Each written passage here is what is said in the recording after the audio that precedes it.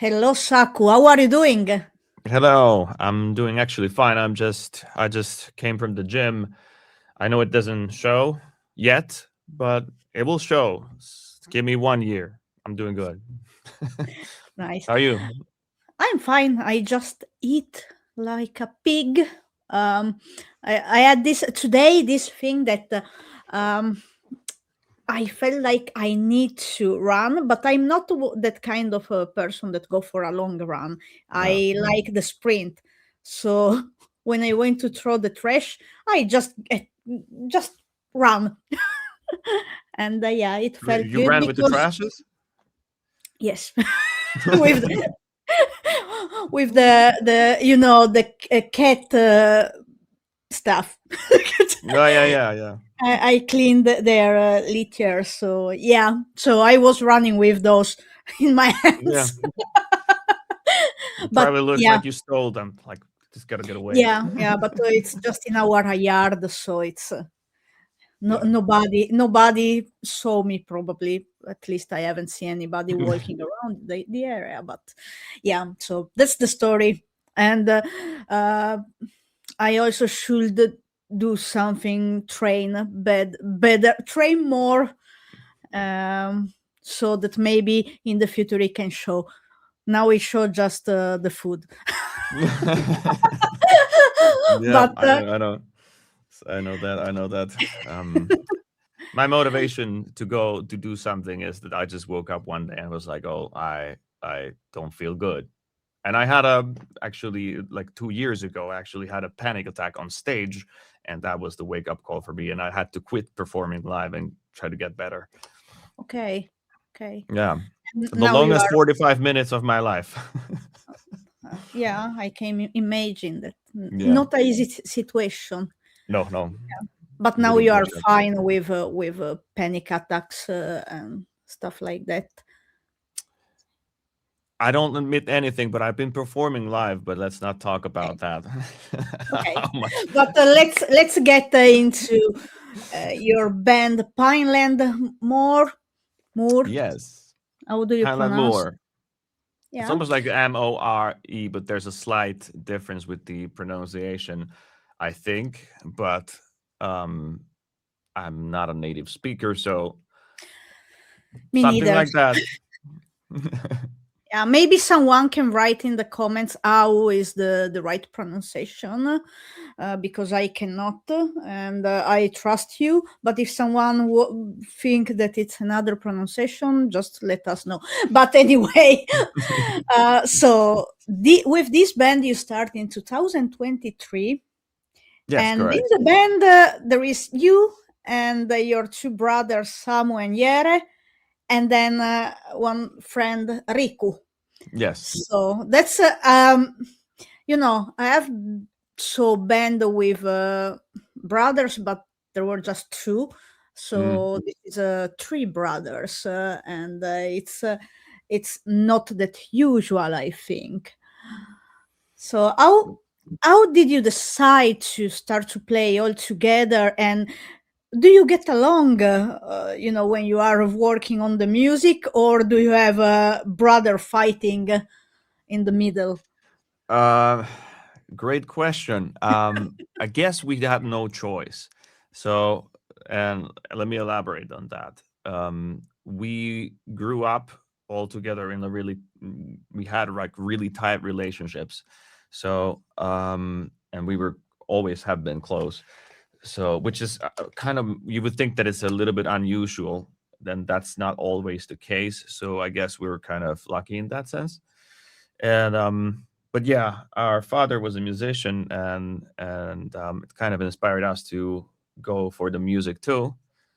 And we started playing as kids. I started playing drums when I was 3 years old, and then I switched to guitar when I was 9 years old because my little brother Yera started playing the drums. So, and we kind of couldn't play the same instrument at the same time, and we figured it was fun to play together. So that's where it kind of started. And then later on, my big brother joined with us playing the other guitar, and we have been playing with this instrumental rock band, Rautalanka band called the Roadrunners.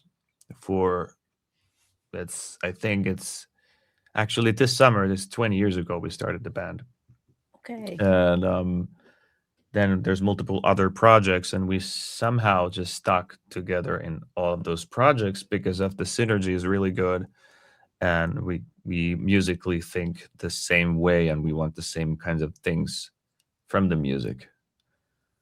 So Yeah. does that answer the question? Yes, yes.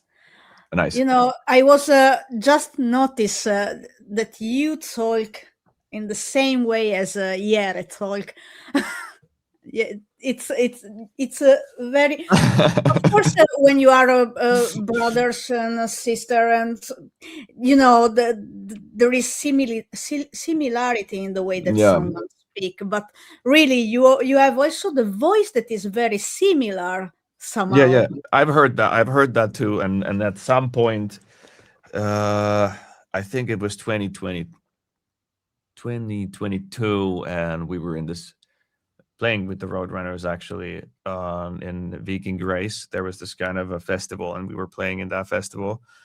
And then Jere decides to go over into the crowd to get some beer from the counter after the gig, and everybody's thinking that he's me, and it's like Saku, Saku, Saku, and it's like I'm not Saku.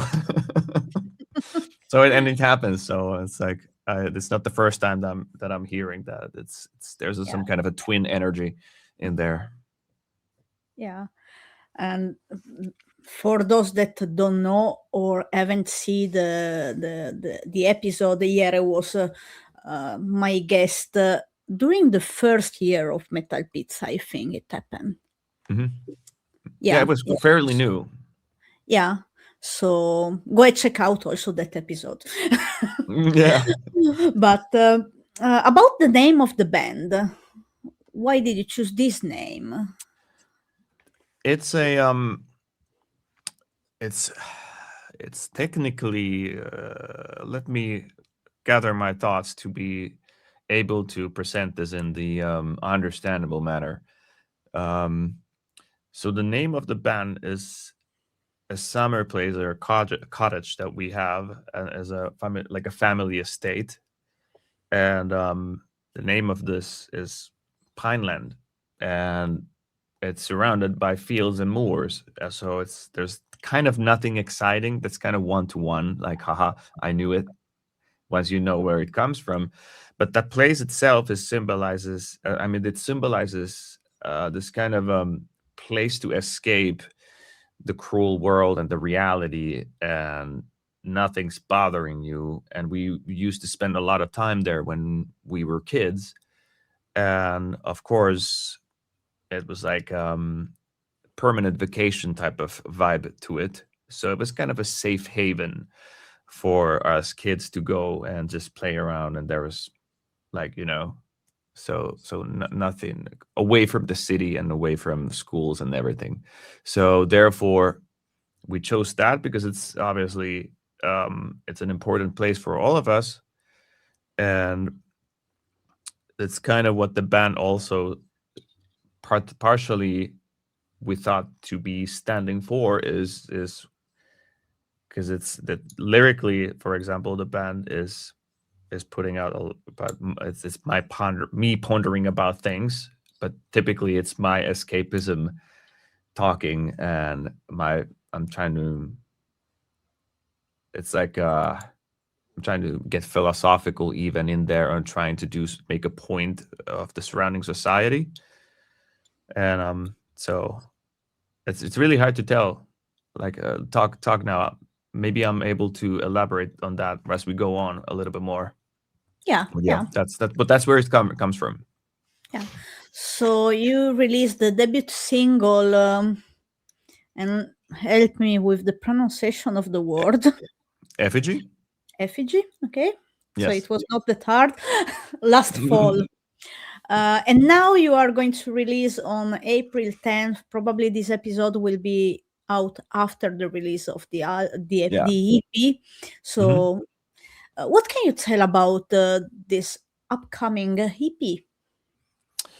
It's a collection of songs that the oldest one of the songs is from 2016, and it was designed to go to my previous band Forte Ruin, but it never got there. And there's a couple of other, also two songs were meant to be in that band's catalog, but it never ended up there. So they traveled with me, and I tried to push them anywhere, like in my bands, but it just wasn't the right fit and the right time until we started thinking about, hey, maybe we should do an EP. And then we took those songs because they were great songs. It doesn't matter when they're 10 years old or something. They still work. And I Yeah. rewrote the lyrics to those songs. And then there's a little bit of new material too.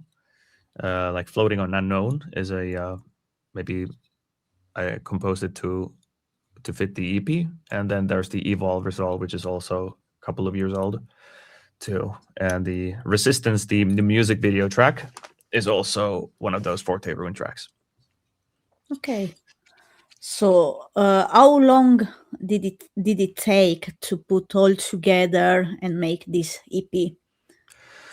If you think, okay, you had those few songs, but when did you decide that, okay, now it's time to have this EP, and then put the new song in and record everything and stuff?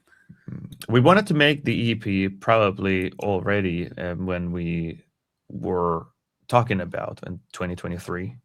And then on 2024, when we had played already and gotten used to playing together a little bit and starting to think that, okay, maybe actually we want to continue this project and aim for something. So we started talking about EP, and then we were kind of rotating songs and doing songs. And then we just, from all the songs that we had ready and are there already in the demo files, we just decided to choose these ones because of I personally just wanted to get these older songs too out because I like the songs, and I don't like the idea of sitting indefinitely on top of them and trying to hone them to be perfect. I'm more like I just spray and pray and move to the next one. So that's kind of, it's just I can't remember the process of, did we have board meetings type of meetings to discuss, but yes, we had discussions and eventually we ended up on these four. Yeah. And when it comes to writing the song, do you write first the music or the lyrics? How does your mind work when it comes to writing the song? That's the question that I keep on asking for myself too, but I'm trying to answer that. I don't always know, and I don't always understand myself, but most of the times I'm composing the music first, and then I'm like top lining the lyrics and the vocals in there, and then if something doesn't fit, I'm either changing the lyrics or then changing the track to fit the lyrics. It's in the arrangement. But yeah, music first. That's been the way that I've used to doing it. Although after the EP, we're currently recording new stuff, and there is one progressive piece of metal that is actually, I composed it to the lyrics because I tried to do it that way. But it's much more harder to me. Yeah, I can figure. Yeah, it is more common for musicians to start with the music, with the melody, and then add everything else. The melody is the first usually. Yeah. But it depends. I had an interview with a band, and they first decide the name of the song, and then they work around it. So that was something that I have never heard before. So that was something different. But I mean, yeah, I've done compositions to like a client in that realm, that there is something that is strictly, something narrows down that this is the theme, or this is the lyric, or this is the exact name that needs to be in there, and then you just try to fit it in. And it's a little bit forceful to me, but if somebody finds their way of doing it and it's the best way that they can do it, well, good. Yeah, everybody's different, so Yeah. everybody has different things that work for them themselves. um Talking about the live music now, so do you have any show coming in the next month or next year? I wish I could say yes, but unfortunately we have not managed to now do anything about it. And we have been in talks with couple of venues, and also one uh gig salesperson who would be kind of selling our shows. But so far the negotiations are kind of, they're ongoing, so to speak, but we're kind of working on it. And I feel like right now we have same amount of bands than we had 10 years ago, but we have about 40% less clubs or less venues to play in. So I think it's really so much harder now to get Yeah, gigs, especially when you're kind of a newcomer and you don't have a name like, let's say, if Tuomas Saukkonen is forming a new band, of course it's going to get a gig. Everybody knows him and he's got the contacts. But once you kind of enter as a new person in there, you don't have these, and you just need to grind the email game, which is a really, really, really difficult job. But there's a couple of contacts too that we've been trying to, and we've been looking forward to do cooperation. So, you know, they organize something for us and we organize something for them, type of deal. The usual. yeah, yeah, yeah. I have since I turned 40 last month, and 2 weeks prior of my birthday, I organized an event. It was called Metal Pizza Night. There is the live video on YouTube still. I had 5 bands playing. Yeah. So, and then it was fun to organize an event. Fun, yeah, it was fun, but it was so much stress because it was me alone Mm. running all the thing. It it was a success. I was Yeah. just last Saturday talking with 2 guys from one of the band, and they were happy, and it was very good. uh and then then even if that was stressful and so on, it was like, oh, I would like to be involved in organizing something. But then it's okay, it's the money that is Mm. that is a issue. Then if you want that is that people paying, you need to have a toy minimi, Mm-hmm, so mm-hmm. Yeah, you're company. sole entrepreneur. You have to be like Yeah, registered and for that. I'm like, I'm not going to open my entrepreneur thing. Yeah, yeah. But then I'm like, if someone wants to come and play in Pori, I may be able to help. And Mm. so in case if you want to come to play here in Pori, let me know. I may be helpful somehow. Okay, I'll let you know now. Yes. Nah, nice. So Let's we do it. can talk later about this. But Yes. let's get back to the band. And when it comes to the band, what are the influences? So you are melodic metal, but if someone doesn't know you and you want Mm. to introduce yourself, what would you say that influence your music? What it's something that may be similar, kind of? I'm really bad at name dropping. I'm terrible at name dropping. because I never think about a band when I'm or an artist when I'm.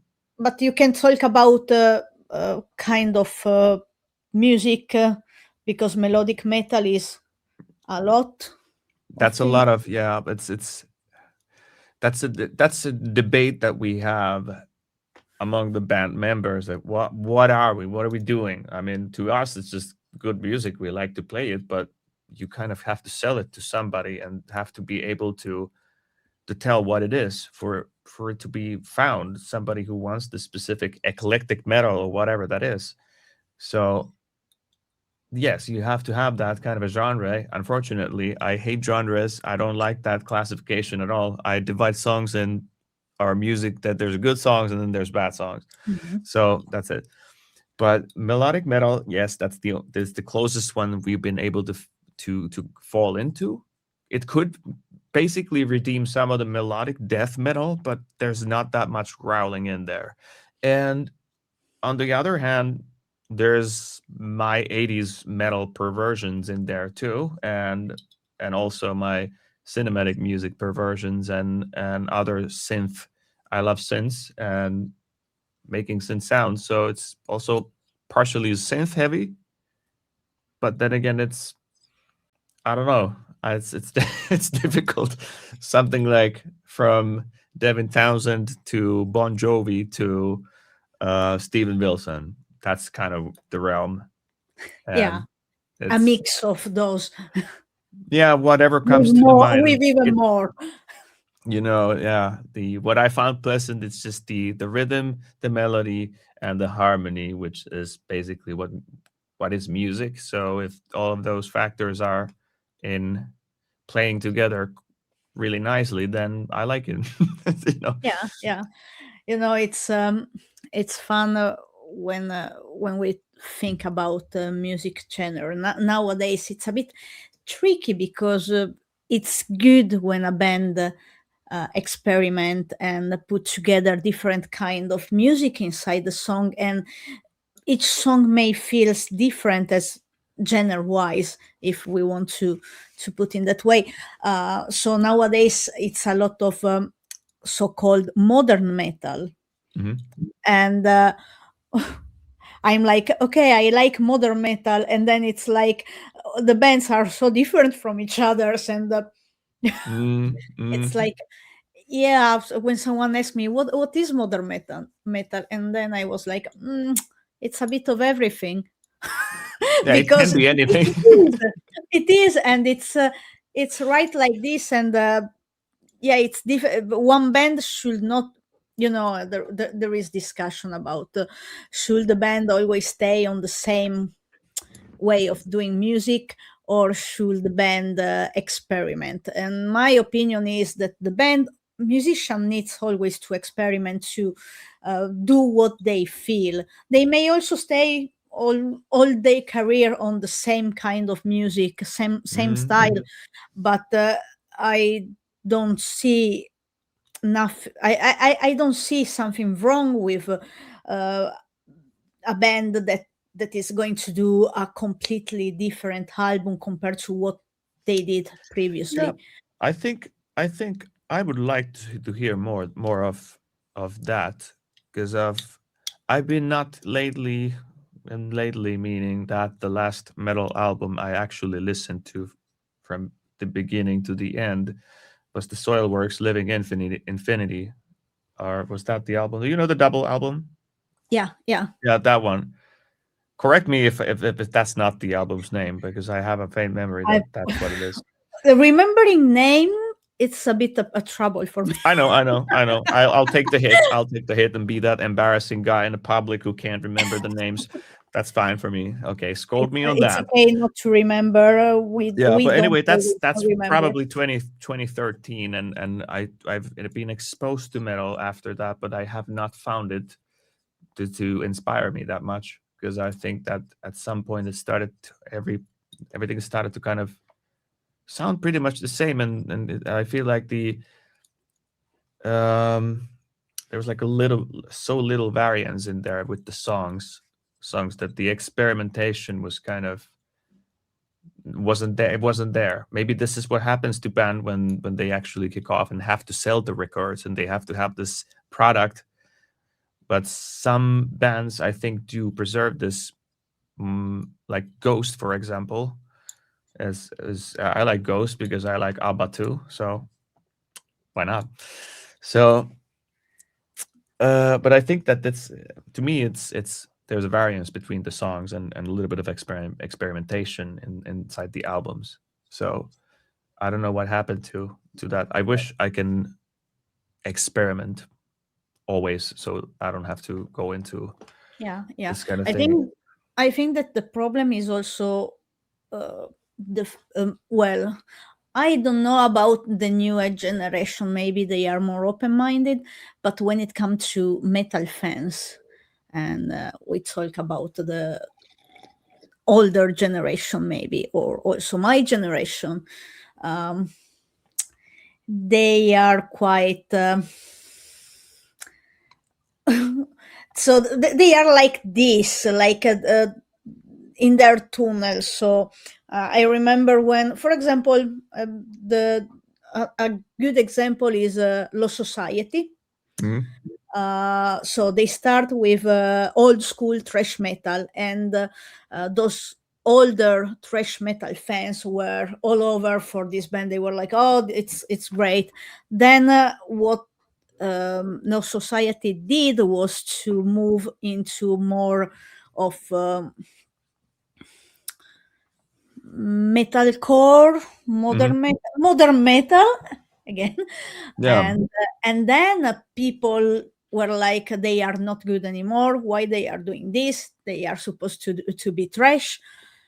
And for me, it was so wrong because they did a great album that was not thrash metal and doesn't take anything away from what they did before. And when they perform, they can perform the different kind of Mhm. um, kind of shades that they have. Yeah. So yeah, it's but I remember also Helven King. They did one album after doing all those folk metal. They did this album that was more rock, and they were experimenting, trying to, asking who Mm. we are, where we are going. And I Red Silent Eye was the album, if I remember well. And if I love their folk metal, but that album, it has a particular spot for me in my heart. Mhm. So it's something different, but still it's good. So it was, at the time, people were like talking, "Oh, this is not what we were expecting." Mm. Sonata Arctica changing at some point with There's a lot let of me, those kind of things. Lepros is one of those that changed at some point, and then I think yeah, Ulver was one of yeah, those that also changed. yeah. So, So but there I are a think lot of bands that change, but then fans are like, yeah, they are not proper fans, I will say sometimes. uh, maybe it's that I don't know. Maybe there's some kind of attachment to that they get used to the seeing this product, this band producing this kind of music that talks to them specifically, and then the sense of betrayal is in there because it's like the thing you believed in stops delivering to you. So it might feel like oh my god, they betrayed me. I Yeah, don't know. yeah. It may be, but I think that every musician, whatever kind of music is playing, needs to be able to be free and do whatever they want Yeah, I without think so too. restriction, And I think because that it's art. yeah, and I think it's kind of the closer you go into the realm in music that you actually want to do, the harder it gets to release the music, and because it's like you're in a really vulnerable state. So because it's like, this is the essence of me, and take this, and somebody's like, bro, this is garbage, and you're like, Yeah, you know. yeah, yeah. It's not easy. Yeah, Music, but it's the the name of the music. game. You can't really satisfy everyone, so No, because technically. people are different, so everybody has its own taste in things. So Yeah, and art, music is art. Art is supposed to provoke feelings, and anger is a feeling too. So technically, yeah, it's coming. It yeah. has So to. it's moving something inside It's the person. moving something, and I do believe that there is a hermetic laws apply here too. That every action is an equal and opposite reaction. If somebody hates it, somebody has to love it. True. Maybe it's just easier to find the noise, I mean the signals in the noise that contribute to hate, rather than somebody actually Yeah, saying good things. usually when someone doesn't like something, is very vocal about it. So Hmm. it is going to say, is going to write somewhere.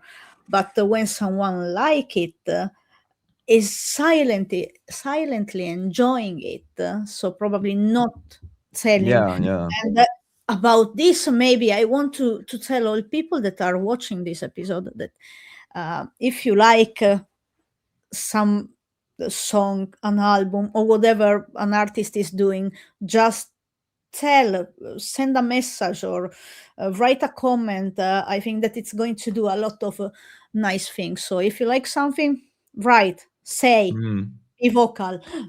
So Yeah, and it's like one of my really good friends said to me like a few years ago. It's a random man-to-man sauna kind of discussion where you always discuss about this philosophical things, and he said to me that you know every single man is able to say bad things, but if you want to do something that is actually difficult to do, say good things. And it's like that's he's right though. It's like it's difficult to say good things, true. and you actually have to put some effort to it. It's effortless to just lash out. So it kind of stuck on me that I want to kind of now I want to say good things. you know? Yeah, yeah, yeah. That's true. But let's get back on Yeah. you. So how did you get into metal music? Oh, I guess I was a teenager. Yes, teenager, and I was playing guitar quite a lot then. And I wanted to find something that was more complex and a little bit more rough. It's the gateway theory of guitar playing is applying here. I started with Rautalanga, which is a clean guitar and melodies that are played, and then AC/DC became a thing, and then Guns N' Roses came in, Alice Cooper suddenly, and then I found some old vinyls of from my father's collection, like George Thorogood, Dr. Feelgood, even Poison, and it started from there, and YouTube came. Yes, I'm that old. YouTube came, and we started finding videos from YouTube, and of course, I wanted to watch these videos from YouTube and search for a different type of music. And I was specifically into the '80s metal, the glam metal, and for example, like Steve Vai, George Lynch, or let's call it like Marty Friedman, especially Megadeth, and these things got involved, and that's how I got into metal. And over time, I started vocational school, which is a trade school, and then during trade school, I got to know a couple of friends who introduced me to Pantera, and that's kind of the slope is slippery, you know. So that's how I got into actually playing in metal bands in the first place. I wasn't even a metal guitar player. Like like yes, I wanted to play like complex stuff, and I enjoyed playing complex stuff and doing these things, but I didn't see myself as a metal guitarist. and I still don't see myself as a metal guitar player. I'm kind of just a dude who plays guitar. You know, it just happens to have a distortion on it. You know. Yeah. What was the first band that you have seen live?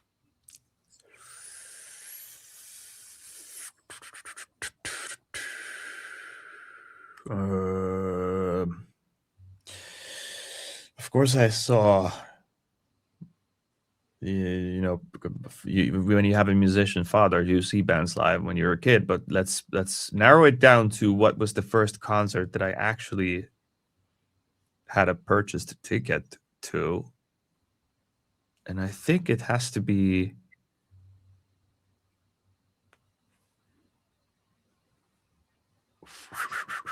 I wish I could remember. This is a difficult question. What comes to my mind is Iron Maiden, and I'm not sure was it the Dance of Death or something of sorts, the album that came. That's a long time ago. You know, that's probably what it is. And around the same time as Ozzy Osbourne and Aerosmith and all those, like mid 2000s. So yeah, that's probably the first. Yeah. Iron Yeah. Maiden. You know, for a lot of people answered that the first gig was Iron Maiden. Yeah. So that's Oh yeah, that's I have a sense of belonging something now. common. Yeah, something common for people that are involved in the metal scene. Mm, It was not my first gig. okay. My What was first. yours? Oh well, my first. Now we get back in 2001. It was, I think, September 1st, 2001, if I remember well. Mhm. And 15 years old Christina was going to see Blink 182.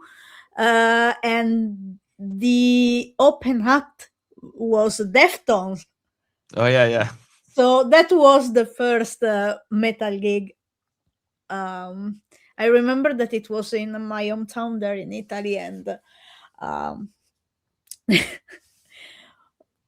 it was, well, I was 15, and I didn't know anything about different kind of music. I was just loving music in general without having Mm. somebody telling me, because in Italy metal is not that big as in Finland. So Mm. to get into metal, you need to know people that are into metal. While in Finland, it's a bit, yes, it's the same, but still a bit more easy to meet people that are into metal music. So at that time, I was watching those music channel, and it was not MTV. Also, it was also MTV. I think the year after was more MTV, but it was this uh,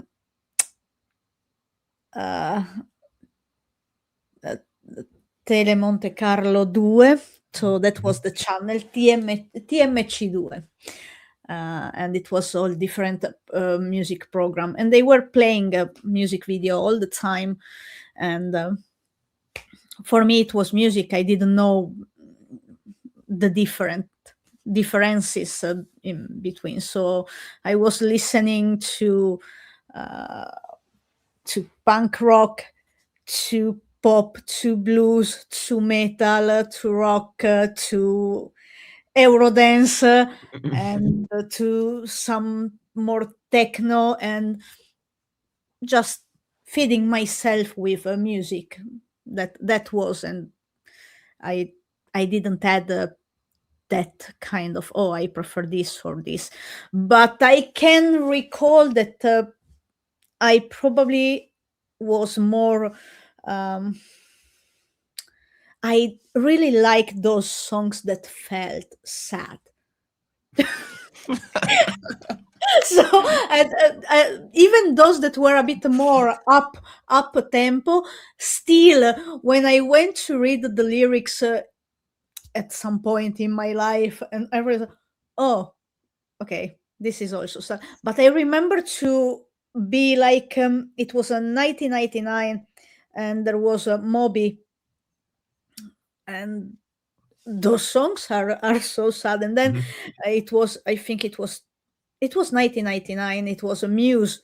It was the debut of Muse, and there Mhm. was a Muscle Museum, and I was so in love with that song. I remember that I was telling my friend, "Oh, yeah, there is this band, Muse," and they were, "There is not a band called Muse. It doesn't exist." Well, after a few years, they become very big, but that's Yeah. another story. Um, so yeah, my first, how did I get into metal? Well, if we don't consider the, POD, Limp Bizkit, Linkin Park, Evanescence, um, part, Mhm. that I didn't know that it was metal, but it was. Then it was. I think that quite late I was introduced. Of course, I knew Iron Maiden and so on, but when really the metal became a thing for me, it was 20 years ago, 2006. So I was 20, quite late compared to a lot of people that start to Mm. listen to metal while they they were teenagers. So, and it was mostly Finnish bands actually. So that's why I ended up to live in Finland. Oh yeah, But yeah. it was well, Nightwish, Sonata Arctica, Stratovarius, Children of Bodom. Those were the biggest name Mm. at that point. Then I start just to explore and get to know more and more and more.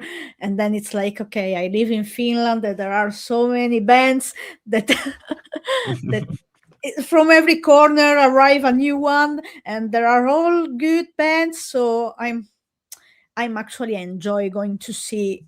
Yeah, I like to see the biggest band, but get to know new bands, see live smaller band.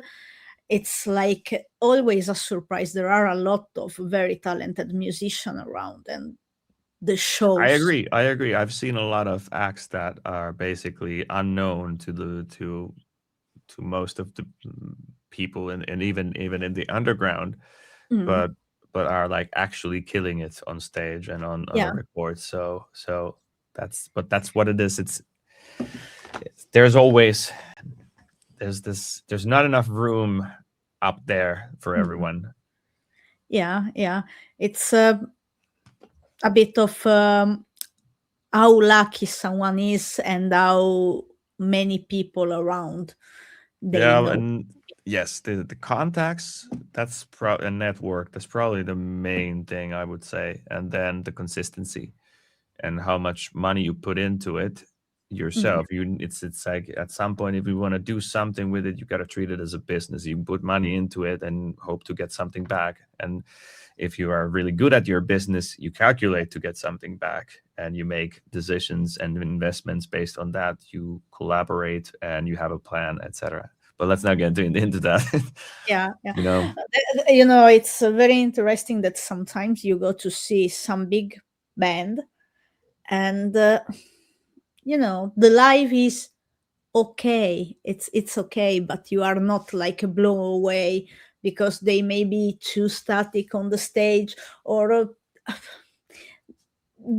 it feels like that, yeah, they are working, but the energy is not there. When mm, sometimes smaller band are live quality, so quality. the quality is better musically, and also with energy on stage level. And Yeah, there's probably some raw emotion in there that they're still having, so that they kind of mm, well, probably I haven't been in those shoes, but if you tour for 10 years and stay on the road 200 days a year, it's probably going to show in the routine, so that or if the performance becomes a routine, which is probably a good thing if you're a performing artist. But there has this kind of probably some kinds of trade-offs like that. Yeah, yeah.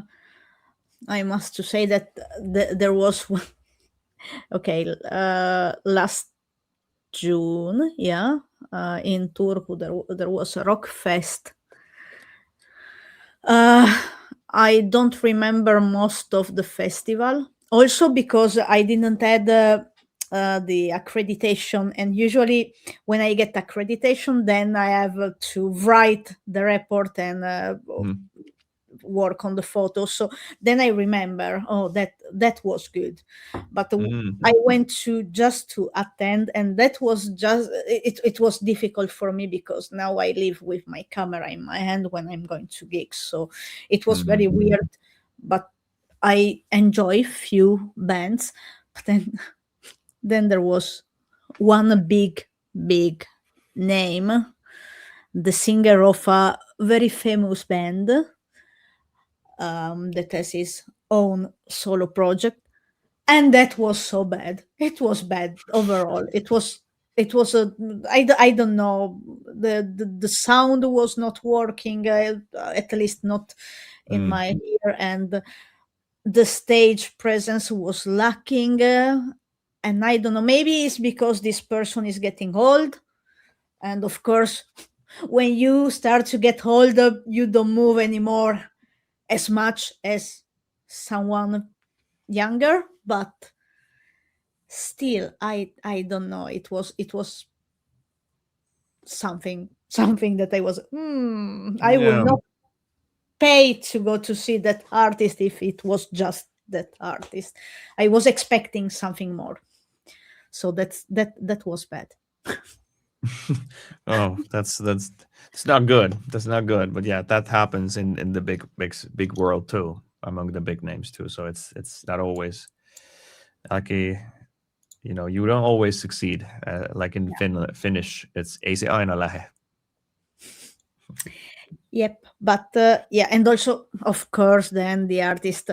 We are all human beings, so it can be a bad day, and or someone may be Yeah. sick and still manage to be on stage. So there are a lot of things, but I don't know. It was so off the wall package that I don't know. But that's another story. What what what is your favorite band? Do you have a favorite band or artist that is maybe not metal even?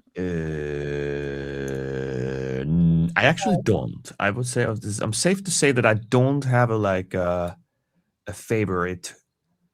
I have a selection of artists that I look up to and could be deemed as my favorite, but I don't think it's kind of phases. When I found something, I'm like all into it, and then it kind of resumes and I put it into the place where it sits. But I think that probably, like I mentioned earlier, Steven Wilson is one of those things that keeps putting out interesting stuff. And Devin Townsend is one that I'm also following in this musical endeavor. It's really interesting to see how both of these artists have where they come from and where they've gone, and how the sound and the way that they're doing things has kept its originality and what makes it their sound, but then there's always new flavors to it. Those are Yeah. like I would say the two that I look up the probably the most. Yeah. And what is something that you like to listen that nobody would expect from you? What is something I do like to listen to? It's probably my um electronic music playlist that I'm listening to, and it consists of dark progressive house to synthwave to dark future garage, and some of it is like a tavern size chill things. I don't even know these genre names, but to name one that I do like to listen to is Aesdana, Aesdana. That's to name the name one.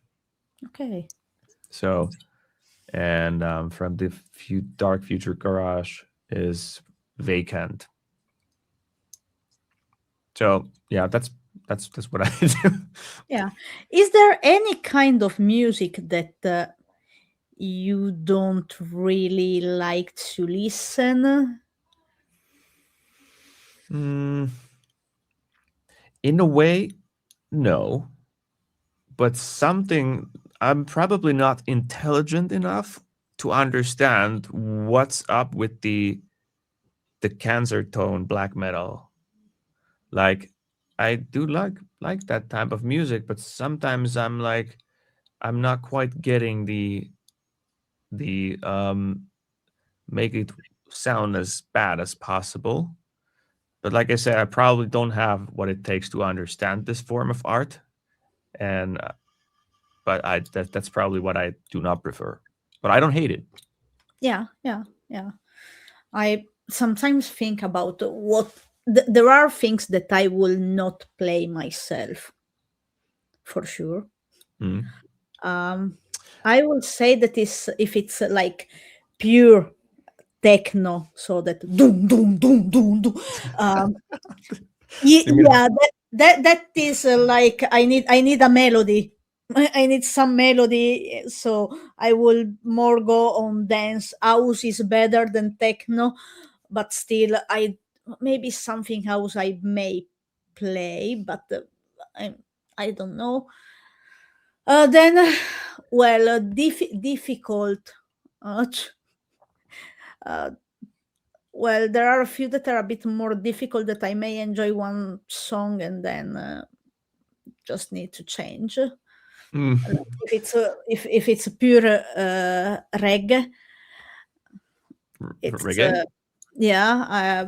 I think that one two songs, yeah, but if it's a full only that, I don't think that is something that I will be up to follow. Like, and then there is this the I don't know, is it in Finland even, but in Italy is a big thing. Apparently, it's a trap that is not rap Oh yeah, with trap. Yeah, I know that. Yeah. yeah. So that is something that don't I don't understand. Maybe uh, Yeah. yeah.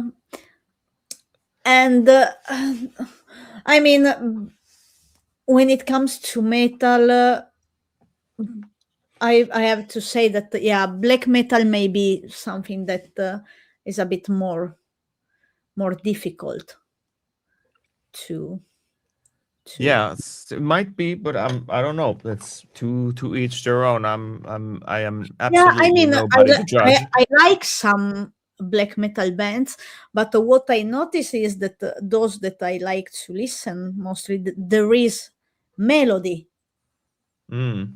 So yeah, so the so-called symphonic black metal or melodic. No, it's not melodic black. I have no idea whatever I is have no. the It's fine. yeah, But yeah. yeah, It's but beside that, I think that other kind of music. Yeah, I think that I can manage to listen more songs. yeah. Yeah. It's kind of like we all have our things that we want to kind of listen to, and maybe someone else is getting weirded out by that. Like I get comments about me wanting to listen to Alan Holdsworth because it's a fusion jazz, really complex, and goes overboard with everything. And I'm like, yeah, this chord is so cool. Look at this harmony. And it's I know it's not for everyone. Well, jazz fusion, it's more complex, so of course not. It's for some people it may be Yeah. difficult, but as well as a progressive music that it whatever progressive rock or metal, it's it's not for everybody. Hmm. Uh, but like every kind of music, it's not for everybody. For example, I know that a lot of metalheads, they don't like Latin America kind of songs, so or It's reggaeton. probably, yeah, reggaeton, or if you think about like Southern American things like bachata, for example, that a lot of people would be kind of maybe weirded out by the sound of it, like that, because it's pretty foreign to what we have Mm, used to listen to. But yeah, I don't know, maybe you know, it's but it's it's difficult to play. It's not Mhm. that easy when it comes to play that. It's not the typical rhythm. Yeah, yeah, absolutely not.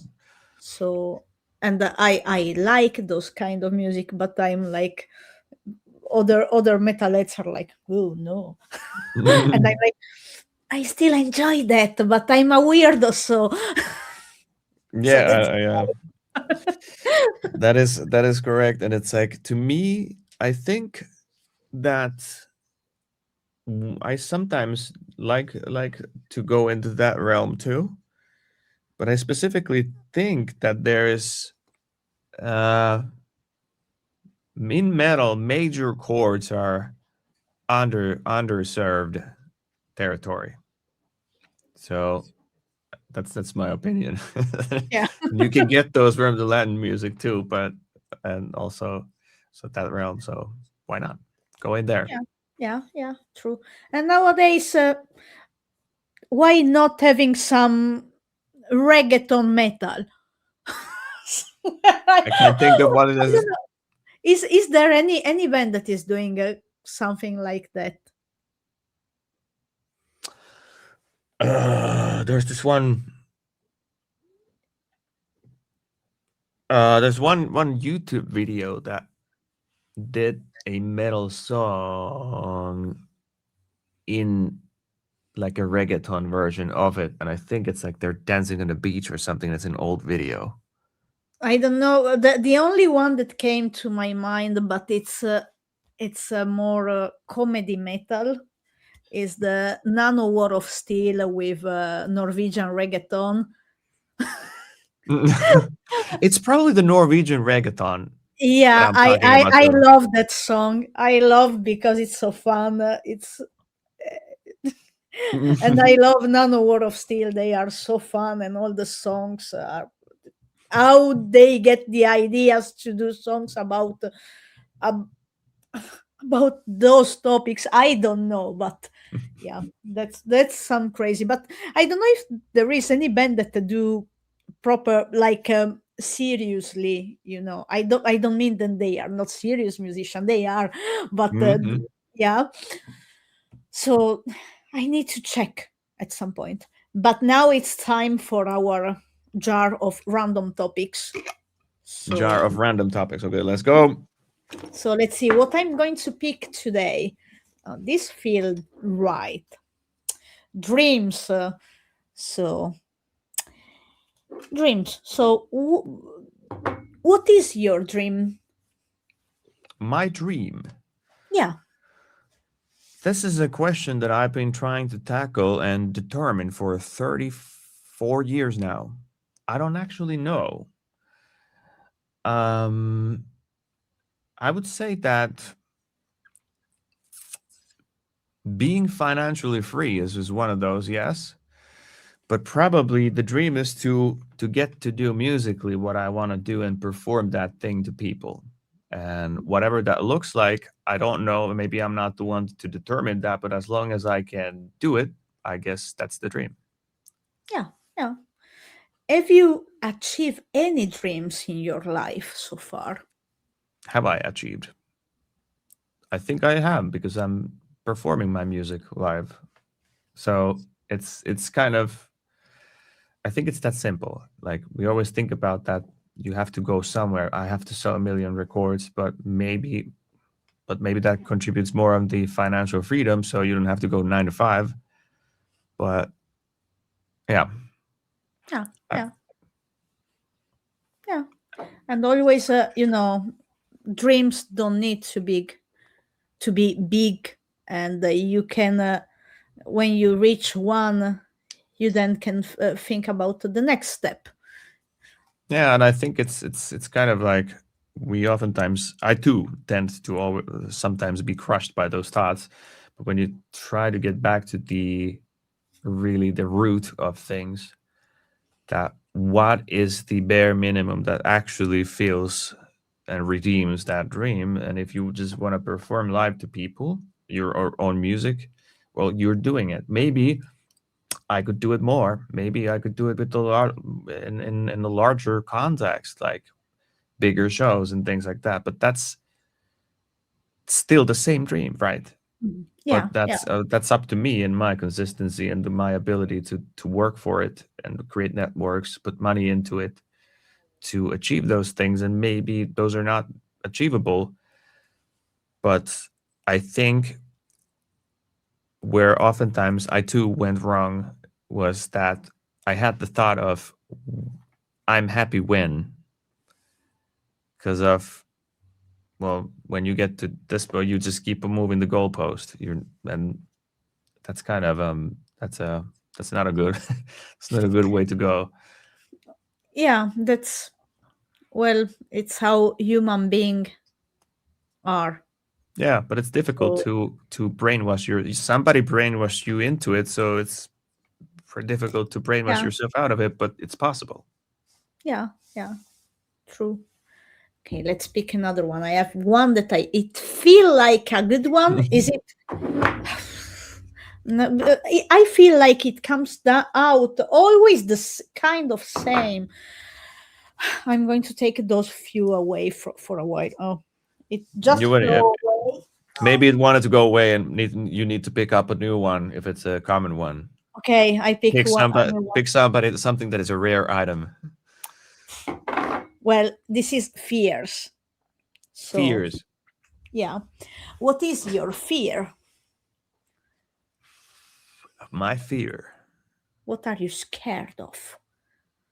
It's ironically, I'm afraid to talk about my fears. Does that make sense? Yeah, it makes sense. Because being vulnerable is scary as fuck.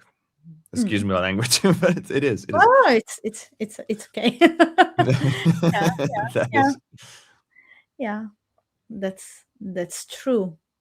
We've usually put on our armor, Yeah, and it's like like certain amount of masking is a I think it's good and it's necessary to be able to function in a society. yeah, And but then again, it's like showing your true colors and being true to yourself is also not lying to yourself what you are, and it also constitutes not lying to everyone around you who you are.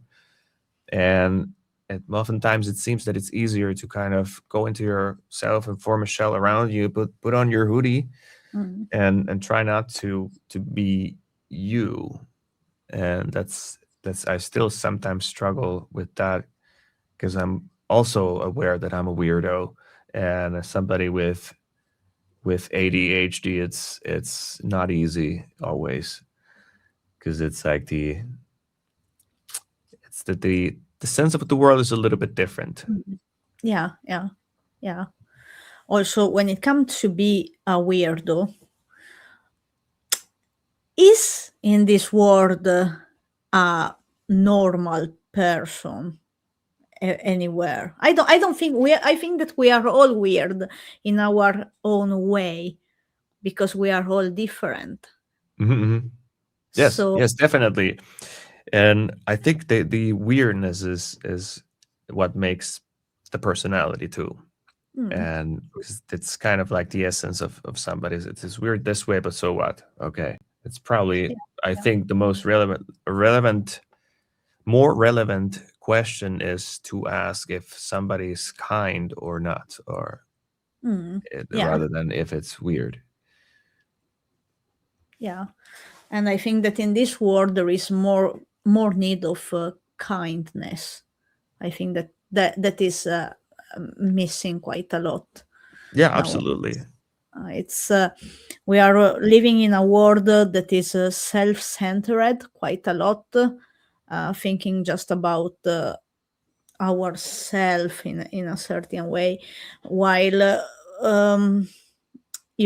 helping others, supporting others, uh, it it make feel the person more alive, I think, that just focusing on me. Yeah, yeah, But that's true. And along with the kindness comes empathy too. And mm, um, it's about just 2 days ago, no, a couple of days ago, my girlfriend asked me this question about empathy. That because we were talking about empathy, and it kind of was like it was a really good exercise, mental exercise, to think about that. What would it take from me to go to be in the same exact position, thinking the same exact things, and taking the same decisions? And I really went in there and I was like, okay, this is deep. This is deeper than I thought, and it's actually way more difficult. But what I found out is that once I get there and see no other way than doing this, I can't really judge, can I? mm, And it's kind of a mind-boggling thing. And I'm not ready with the thought yet, but it's like I'm chewing on it because it's an interesting like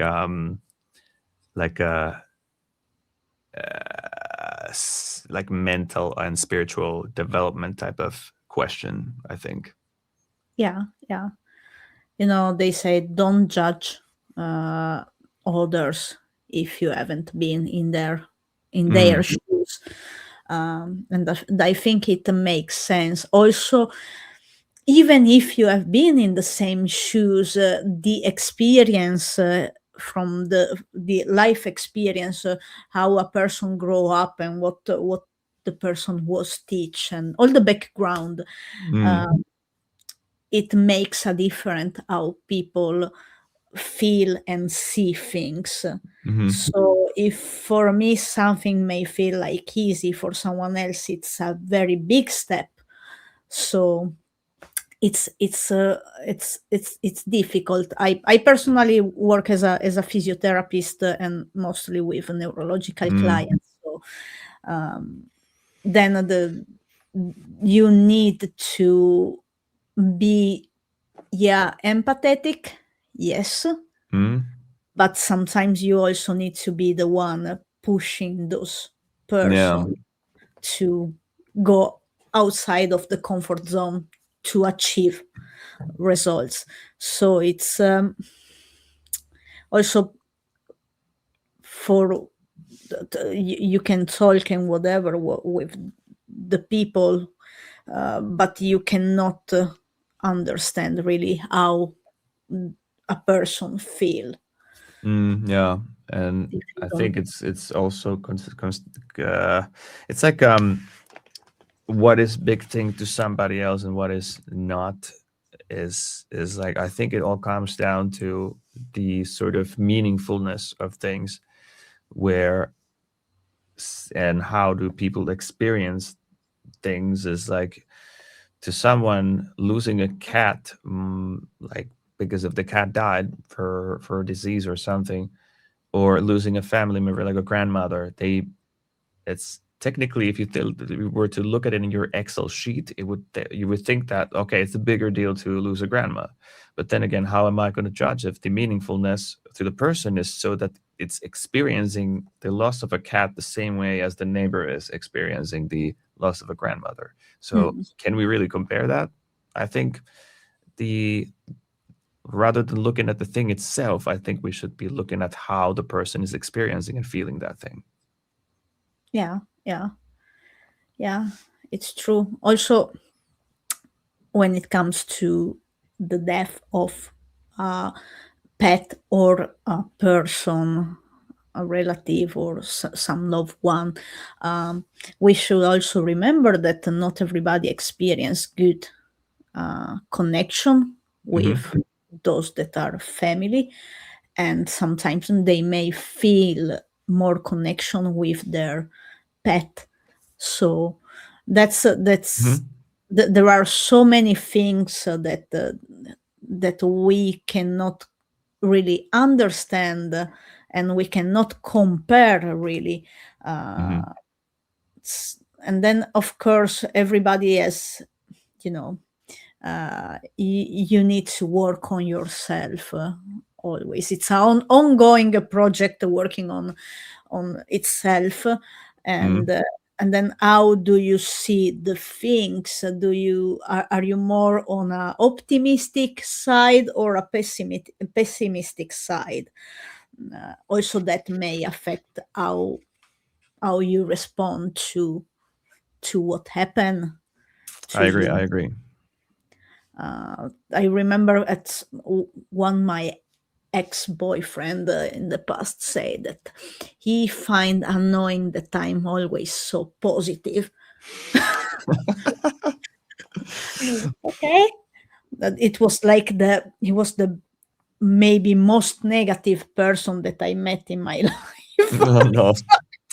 Might have been a little bit of incompatibility in there, but Yeah, yeah.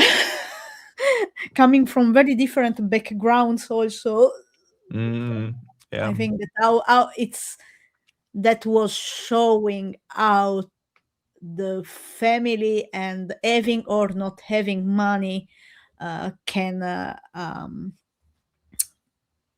can make the person being. yeah. So I will always choose not having money. Yeah. If what I Yeah. have seen from people having too much money, oh well, I will rather be moneyless but enjoying the little things. Yeah, that's the humble life. I think there's Yeah, something yeah, to it. There's something to it. So yeah. that's kind of and dreams and fears. I think well, probably they experience them too, but there are those who have like boatloads of money, but that lifestyle is so different that I Mhm. find it like really incomparable in a sense that the lyrically what I'm writing songs dreams about dreams and fears is I think it wouldn't resonate in in those people. Yeah, yeah, yeah. It's wild thinking. Hmm. But talking about wild stuff, well, it's not wild, but pizza is comfort and wild and everything. So, do you like pizza? Yes, I do. I just 2 days ago I ate pizza last time, Okay. but it So, wasn't my favorite pizza. okay, what is your favorite pizza? My favorite pizza is mommy pizza from Kompassi from Lahti, and it has got fries and kebab sauce in it, and something else that I'm not sure what it is.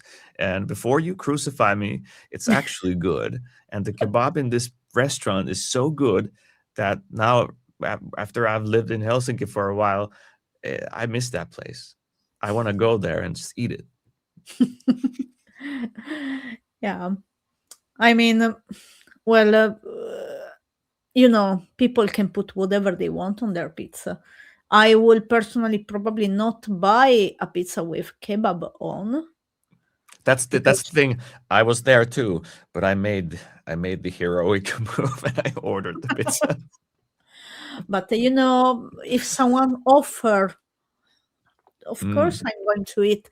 I'm not like, well, I'm picky, but kebab is something that I can eat, so Yeah, I yeah, will eat that if someone offer it. I will not buy probably because when it comes to pizza, I like the just certain kind of pizza.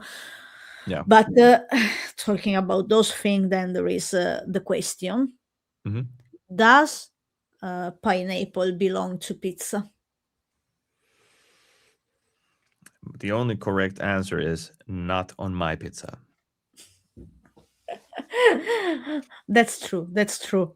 I was afraid that you were going to see yes, because your brother got a very philosophical approach to the to the answer to the question. So I was I'm not okay. So surprised. I was let's see what's going on with the yeah. I have tell this story many times on Metal Pizza. So I once was offered pizza in which there was pineapple on. So my friends made at home, and well, I was like, I need to eat something, and then what I did was just to take off the pineapple and eat without the pineapple. I don't know if it was nice to do. Probably it's not something nice to do, but again, if I don't like something, I rather take it off than not eat at all. Yeah, yeah. I don't think. Um, I mean, it would be probably a valid reaction to feel a little bit hurt if somebody's digging out some ingredients from the food you made. But then again, if the other option is to have a starving guest, I don't know which one is that's right. I remember once back in Italy, me and my colleague were asked to go to client a place to eat, and the wife did. She cook all the morning to have us there, and I don't like fish or anything that come from the sea. Oh, Uh, I can for the tuna fish or the um, what's what is it that calamari? Well, whatever. There is something that I may eat, like even if octopus? it's the mustekala. Yeah, octopus. I Yeah, think you're referring to calamari. I don't know if that's the same thing. it's the that A that squid. thing A that squid. yeah, so that you cut, there are the rings and Mm, you fry the rings, and with a lot of lemon, they are good. mm, Those are things that I can eat, but yeah. beside that, I'm not into fish at all.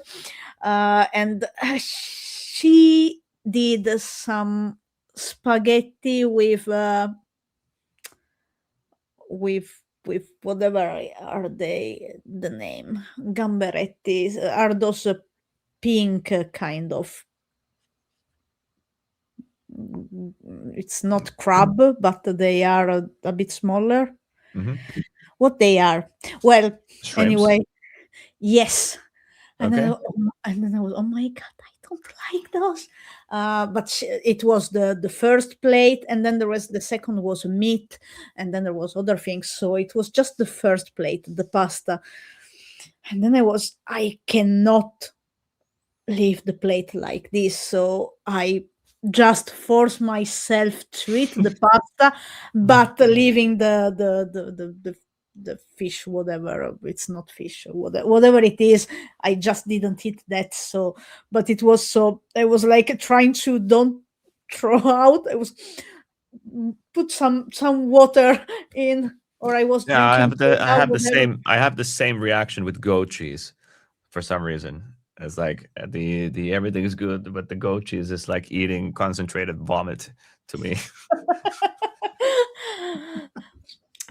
Yeah, and I remember that I didn't know that you can, when you go to McDonald's or whatever, you can tell that you don't want onion and pickles, because I don't like those.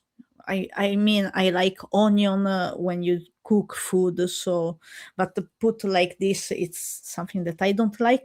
And when I was a kid, what I was doing, it was opening the it was not a Big Mac, whatever whatever burger was, and then take off the onion and the pickles and then eat, because I didn't know. Then when I moved to Finland, someone told me, "Yeah, you can order without," and I was, "Wow, can you?" I didn't know. For me, it was like not an option. No, nobody told me. So in Italy, I was always, when I went to McDonald's with someone, it was. McToast, that in Finland is not a thing, but in Italy, I don't know if it does exist anymore, but it's a Mhm. toast pretty much, but Yeah, yeah. around. Or then it was a McChicken, because then there is not onion, neither pickle. So,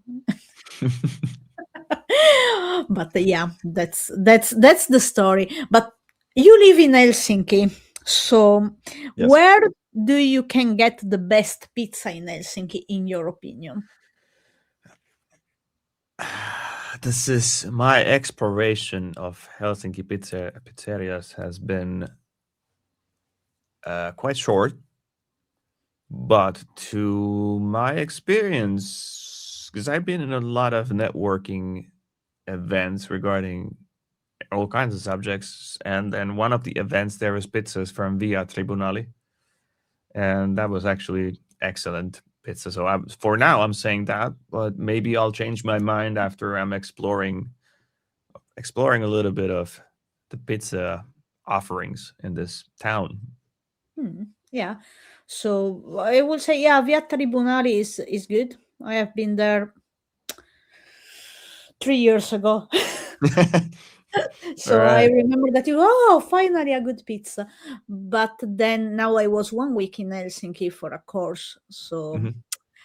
um, I went to it to Napoli in Mhm. front of the railway station, All right.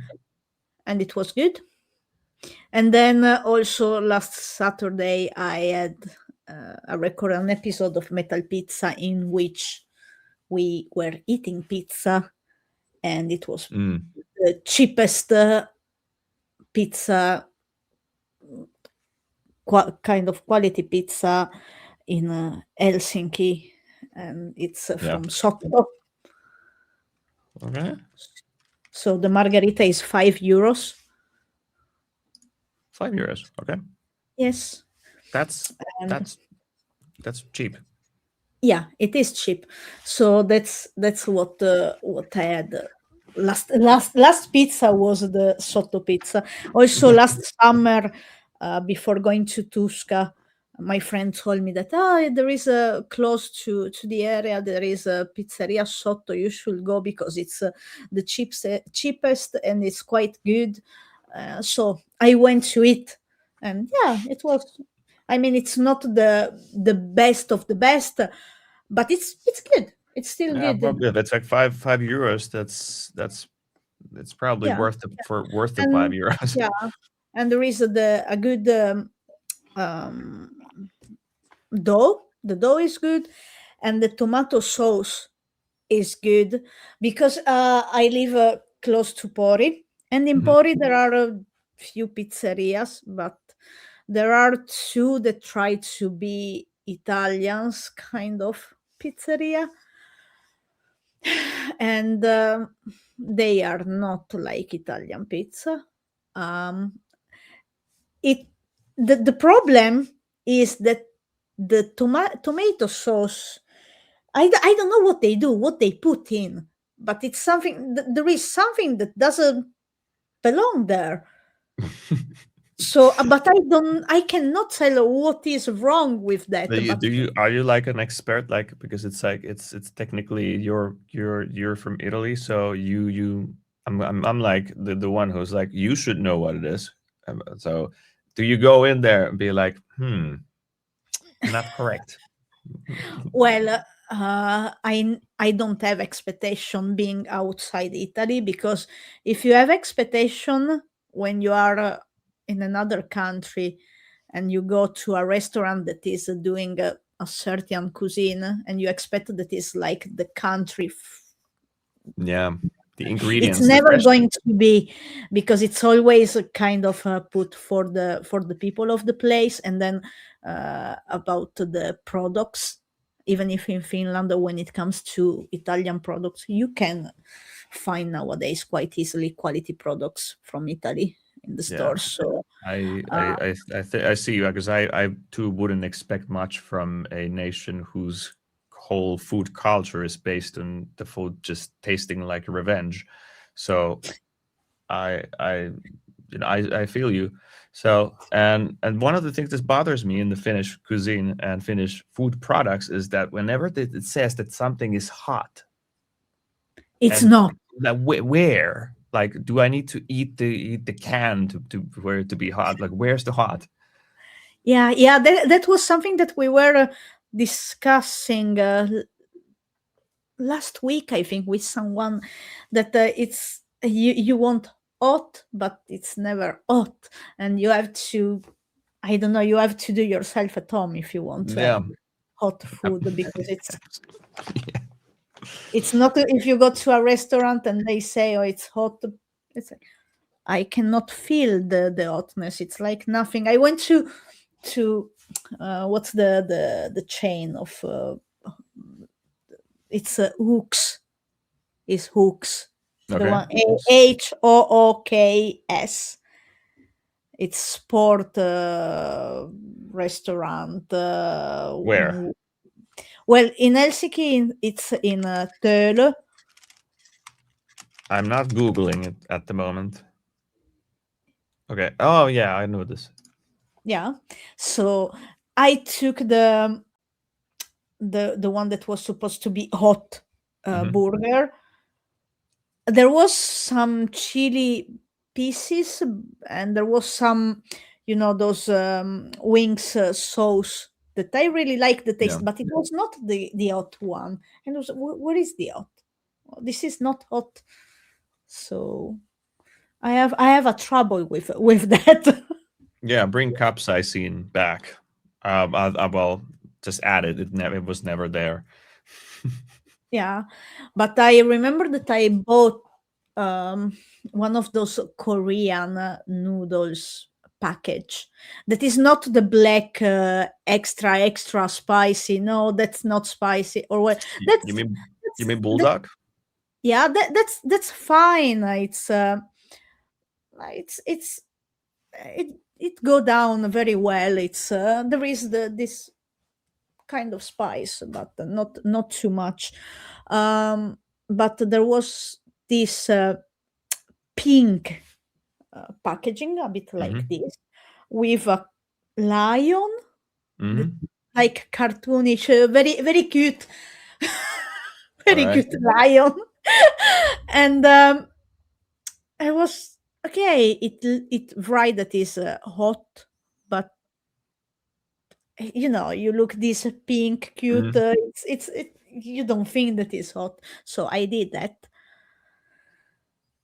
and that was hot. And that hotness just make that all around my mouth was red for several hours. And for the first time I felt like, okay, this is the hot one. I don't know if I get a package in which they put too much. I have no idea. And I was like, maybe I'm not going to buy if my mouth is going to be all over red. And it was all over because, of course, the sauce went a bit Yeah, all yeah, over. yeah. So all my skin that was in touch Oh with the no. sauce got irritated. Oh no. That's that, bad. that was a nice experience, but at I least it bet. was. I bet. I bet. Yeah, makes you feel alive, huh? Yeah, yeah. It felt like, oh, there is some warm here. Yeah, yeah, yeah. That's great. That's great. So I suggest you to try that if you want to experience some skin reaction. Yeah, But maybe you could make grow your beard, so if the sauce go on, it's not on your skin. But I don't have this capacity to do yeah, yeah. It's yeah. this I ability get to grow Yeah, facial hair. it's yeah. I gotta remember that pink bulldog with the lion in it. But no, it's another. I don't know what's the name of Maybe the I'll find brand. it. Maybe I'll find it. Yeah, yeah, but it's a different kind of packaging. All It's right. it's not the same, but I'm it's up for Korean Yeah, I'm anyway. up for a little bit of masochism like that too. Yeah, So yeah, sounds good. But now it's the moment for the question, and also I didn't wrote the question, but since it was last Saturday, uh, well, I remember, and that's why I wrote you. If you have time, listen to this band.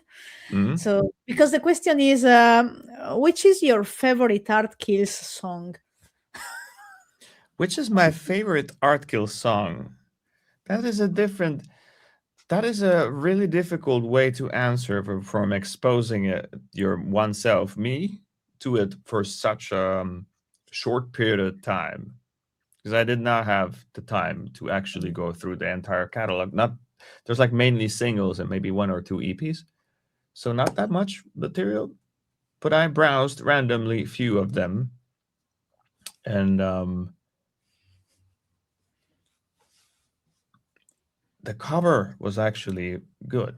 The Robbie Williams cover. I was like, well, I didn't expect much, but it was way better than I expected, and it's actually working in terms of the choice of key and how the arrangement of the vocals is done, and so good.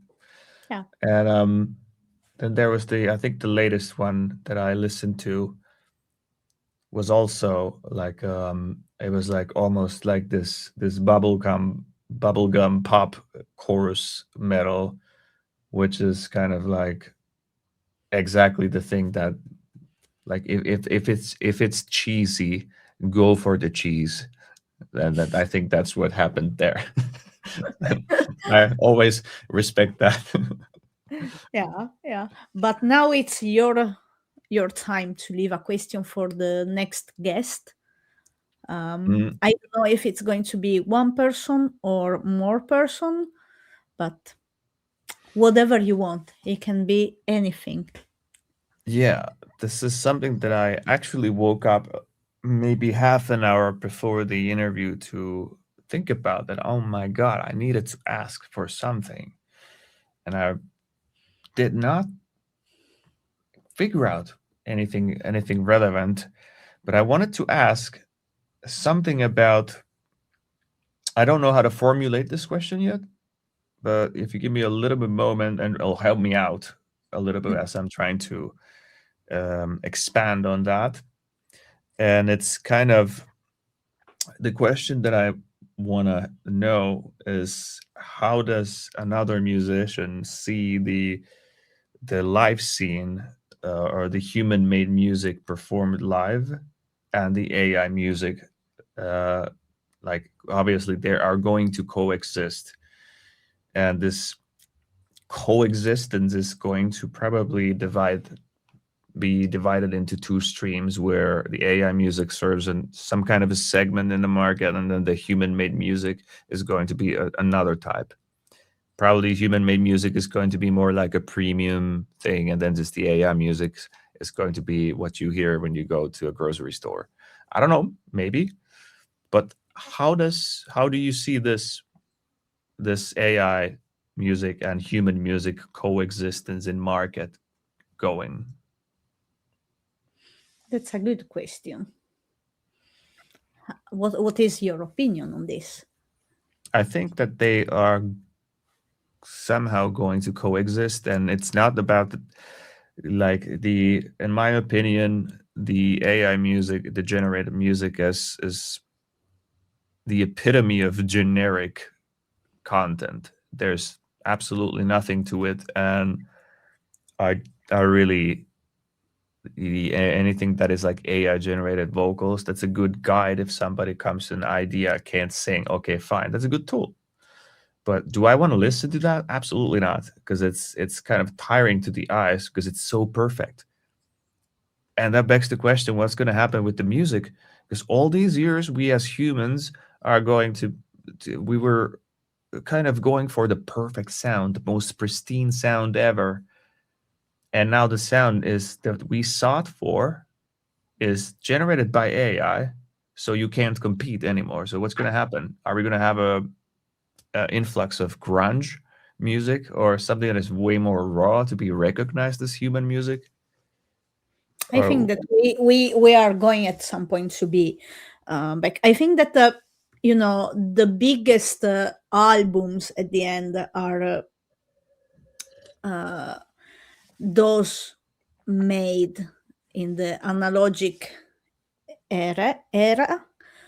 So all this perfection that is nowadays, you want the sound perfect, you don't want uh, when it comes to singing, those small sounds of the mouth are not more in the record, while mm, in the past there was that those yeah, small things that are human, and maybe at some point we are getting back to that, to yeah, having that. the human, the maybe we are going to get Yeah. tired of the perfection. Also because perfection doesn't exist. Yeah, So it's really doesn't actually, but yeah, but all the retiming, retuning tools that we have, and it's basically, I think you could consider that metal music is kind of a, uh, it's almost like electronic music these days. That's a bold statement, I know, but it's everything. You record a sample, and then you take a sample and resample all your drums, and then you do everything, and you layer synths with the guitars to make them sound modern, maybe, or like there's a lot of editing in there. So I don't know. I see nothing wrong in that. I do it myself too. Just to another form of achieving a certain sound that you want to have, and then that's up to the creativity and the choices you make. I don't think that needs to be demonized either. yeah, yeah, Yeah, like whatever you see fit as a production technique, just go for it. yeah, But I yeah. do think that the analog records were somehow more raw and more human, because we could kind of, there was no way to cheat that you Mhm. did not hit the note or anything like that. Yeah, yeah, yeah. That's interesting thinking about those things because yeah, AI is a bit everywhere nowadays. Mm, I also, at work they put us to they are just try to make us use AI and you may think in physiotherapy what do you do with AI? It's just to help in the writing in the documentation. um, I must say that I tried and I was laughing because the computer record what the radio was saying, Yeah. and then the computer doesn't understand all of my pronunciation of the words in Finnish. So that Oh was no. so fun to read, and then you spend time to correcting what the and also. For years, I have been writing in a certain way, and that's my Hmm. style of doing my documentation. And I may, if if there is if and always need that the clients need to be agree. It's not something that they put on like this. Yeah. No, I have to ask to the client the permission, and it may help if someone come for the first time because the first time a person may say so many things that you cannot be able to write down on your paper because I write on the paper. i'm i'm Mhm. I'm that kind of person. I need to write on the paper to be able to then write better on the computer. Yeah. But I get that. the overuse of AI is something that people asking very dumb things to Chat GPG. What's the name of The it? GPT, yeah. GPT. Well, you see how much I use. I'm not an expert, and thinking about what people are asking is like, well, like how do I write an email to my teacher, or how do I ask for forgiveness to my friend? What? Why are you asking those dumb things? Yeah, it's Why? thinking for you, and it's an definitely interesting route to think about that. You do not have to think for yourself, and that, Yeah. and we're probably will all seeing that a lot. That when you go to Facebook, you see two AIs basically prompting to each other. Sometimes two dudes trying to have some kind of a discussion or a debate over some subject, and then you just kind of see that at some point, okay, now they're both using AIs, and now they're debating through the AIs, and it's like, is this why RAM is so fucking expensive? And I'm like, no, stop. Yeah, yeah. I received an email that was wrote clearly with AI, and I it feels so so weird because you know that's not the person writing that. So Mm. that was like it, I don't know. I'm afraid that at one point we will be like in the movie Idiocracy. Yeah. I haven't seen that one. I haven't seen that one. No, check it out All because right. I think that if people are not using this as much anymore, we are going backwards. Oh So yeah, yeah, absolutely, absolutely. Because it's what is it like if what happens to basically it's yeah, you kind of get too attached yeah, to it and you can't live without it. And then if you it are not thinks for you, you activating the area of the brain, and if you don't activate those are going to not be able to yeah, activate anymore.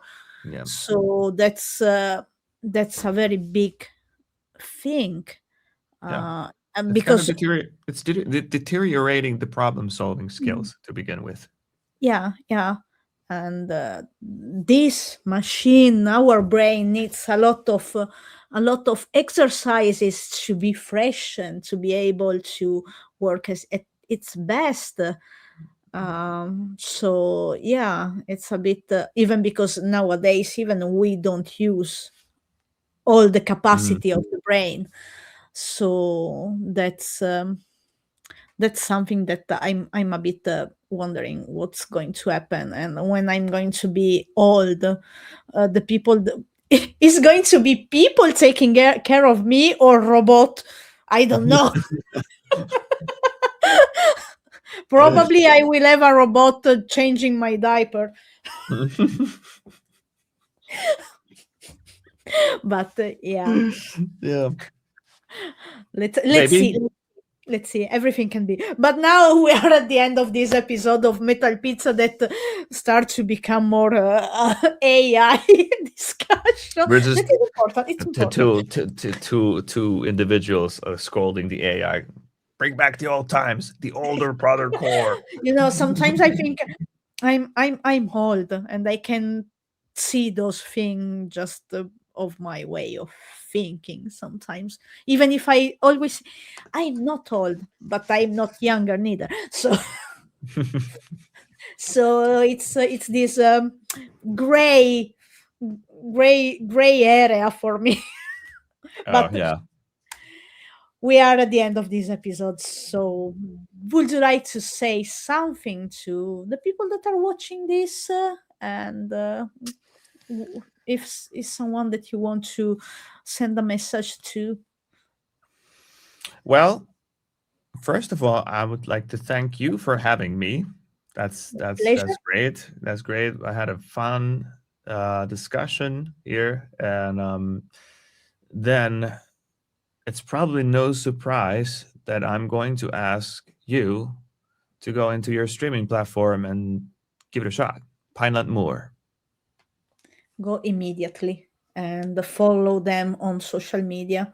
Support always the bands. Absolutely. Thank you. Thank you.